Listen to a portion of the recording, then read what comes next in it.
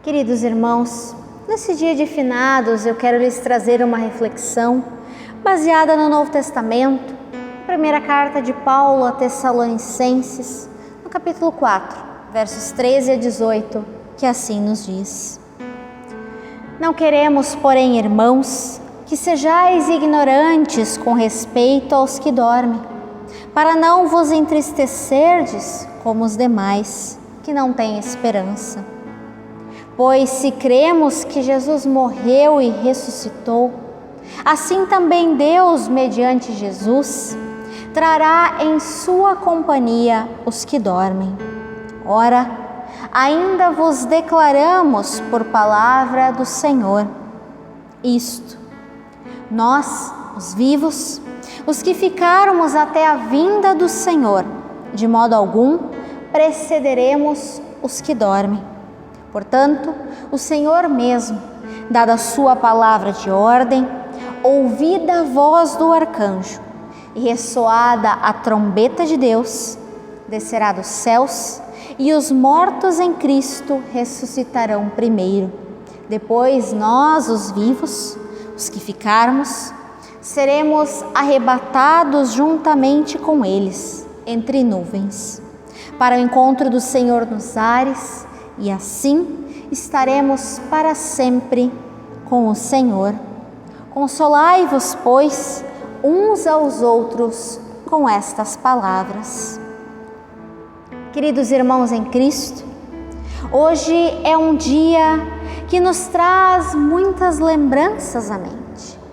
Lembranças de nossos queridos que não mais estão aqui conosco, mas que descansam num sono profundo, até que aconteça a vinda do Senhor. Certamente já ouvimos essa frase pelo menos uma vez na nossa vida. Os nossos entes queridos estão dormindo o sono profundo, ou ainda eles descansam até que Jesus volte. Sim, já ouvimos ela, mas nós sabemos o que ela significa? Da mesma forma que por algumas vezes essa frase nos coloca dúvidas na mente, os tessalonicenses falavam sobre as mesmas questões no texto que nós ouvimos hoje. Segundo a primeira carta de Paulo aos Tessalonicenses, algumas pessoas de Tessalônica esperavam a volta de Jesus e o fim dos tempos para tão próximo que pararam de trabalhar, e outras pareciam ter dúvidas quanto ao destino dos que já estavam mortos. E por causa dessas dúvidas, e das nossas também, Paulo ele escreveu este trecho como explicação. Essa carta de Paulo, ela trata de consolo. Consolo para aquele povo, mas também para cada um de nós. Consolai-vos, pois, uns aos outros com estas palavras, é a frase final do apóstolo. Os cristãos em Tessalônica não deveriam estar entristecidos como os demais que não possuem uma esperança. Deveriam sim lembrar que a mensagem verdadeiramente consoladora e que supera toda tristeza não é: vossos queridos enfim estão no céu, na glória. Pelo contrário, uma frase breve nos diz: nós experimentaremos o próximo grande evento da história da salvação, a parousia, a vinda do Senhor e a consumação da igreja junto com eles. Nós todos vivenciaremos isso em conjunto. Todo consolo está contido em uma única palavrinha: simultaneamente.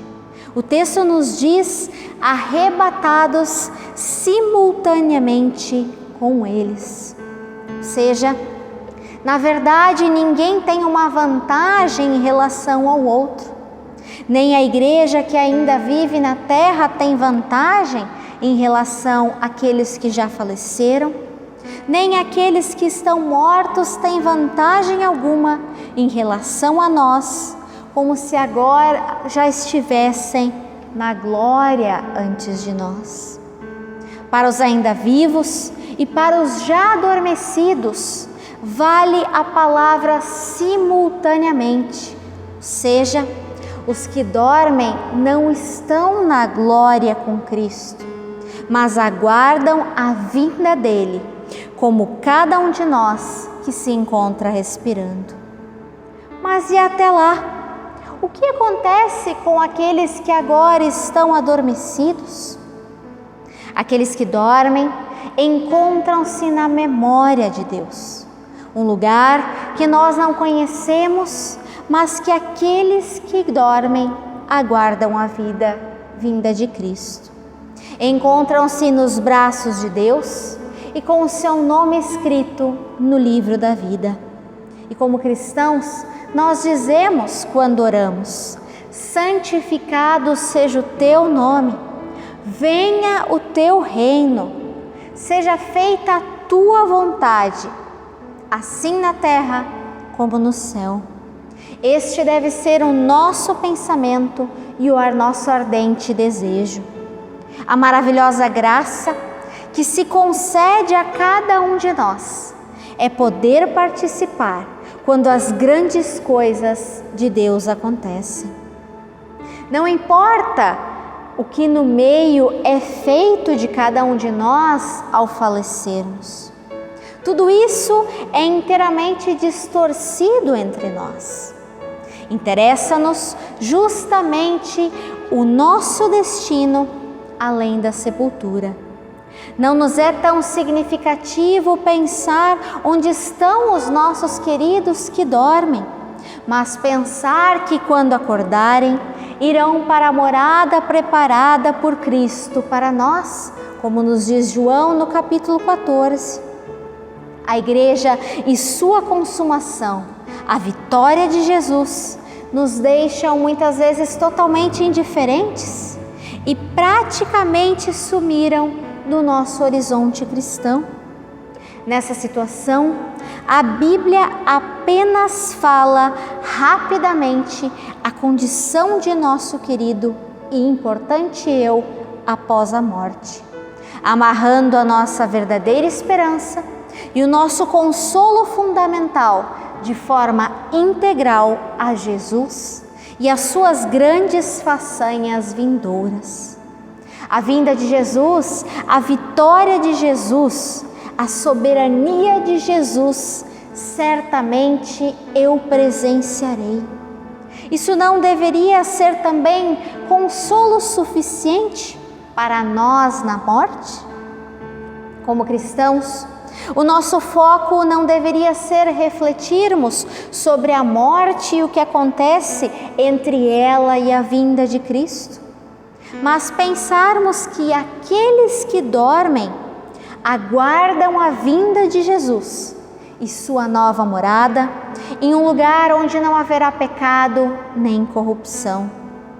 Em que se alicerça a nossa esperança pelos nossos falecidos e por nós mesmos quando morrermos? Porque se cremos que Jesus morreu e ressuscitou, nos diz o texto que nós lemos, nossa esperança, ela não pode se separar da nossa fé e seguir caminhos distantes, por assim dizer. A nossa esperança é consequência da nossa fé, daquilo que cremos. A nossa fé, ela possui clareza total sobre a trajetória de Jesus. Jesus morreu, mas não permaneceu na morte e ressuscitou. Confessamos que cremos nessas palavras ao pronunciarmos o credo apostólico. Isso, porém, não foi uma experiência particular, mas algo que aconteceu a Cristo, o Rei do seu povo, o cabeça de seu corpo. Em tudo, Jesus é as primícias. Jesus é o primeiro feixe no campo da colheita, ao qual toda grande safra sucede. A partir daí, é imperiosa a conclusão que confere certeza aos Tessalonicenses preocupados e também a nós. Da mesma forma como Cristo ressuscitou e está aguardando a sua segunda vinda para a nossa vida eterna, assim também nós ressuscitaremos e iremos para a vida eterna. 3 coisas são significativas para nós.